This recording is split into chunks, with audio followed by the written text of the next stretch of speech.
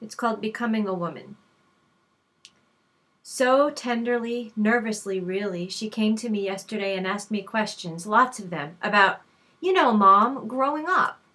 Coming-of-age vocabulary words mispronounced with such innocence.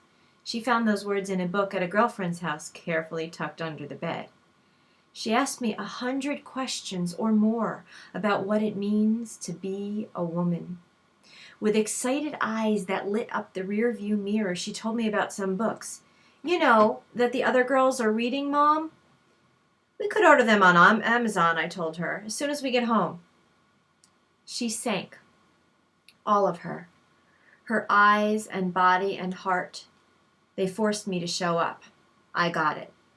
'Cause moments like this, when it takes everything inside a curious girl to work up the nerve to dig deep and share what is on her heart and mind, they don't wait for the brown van delivery or a mom who's not preoccupied. They fade quickly back into the softest void of comfort. Abandoning our afternoon chores, I turned the car around and the GPS guided us to the nearest bookstore. Here they are, Mom, the ones I was telling you about. Let's get all of them, okay? I babbled. Oh, and this one too. And we can sit down in that restaurant in that booth, okay? And we can sit next to each other and read and talk and stuff. Mom, that would freak me out. Let's just buy these 3. But we can talk in the car, okay?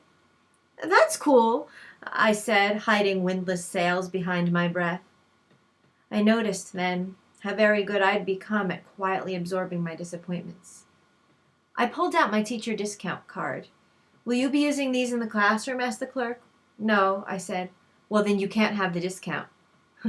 Funny, I thought, how in this moment, of all moments, I am not considered a teacher. Thanks anyway, I said. So I drove slowly, but our voices broke speed limits. There was no place in the world that I would rather have been than there with her on the Garden State Parkway, meeting embarrassment and insecurity with calmness, confidence, and honesty that came through me, but was not of me. I made at least 100 promises of all the things I'd help her with, even if it means shouting instructions from outside the bathroom door. Dear Lord, I begged, please give me at least 100 years to be with this little girl. She's going to need me for this. And besides, I just promised, and I never make promises to kids. Because of her, I feel more proud of my own being than I had in at least 100 years. We talked about the physical changes, but inside, I knew I was a woman who runs with the wolves.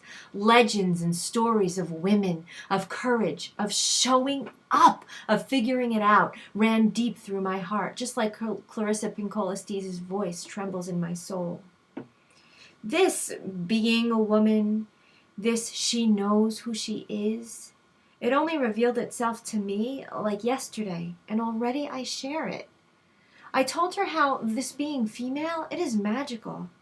We are part of something. The moon, the tides, the rising and setting of the sun. History, herstory. Her grandmothers and their mothers too, and mothers of mothers who cycled through Mother Earth at least 100 years ago. Intuition, inner voice. Listen, she is divine, literally. This being female is how you grew inside me and why you are with me right now. When she had heard enough about all that physical stuff, breasts and pads and ovaries, with undertones of stuff that matters, she put on her headphones and I begged for one more word. Even when these things happen and you feel like you're changing, you still don't have to feel, like a grown-up woman. You'll still be a little girl for a long time, no matter what your body looks like.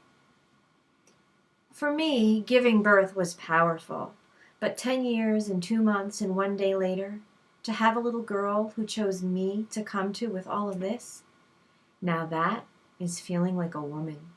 And finding the strength to feel like a woman, well, that can take at least 100 years.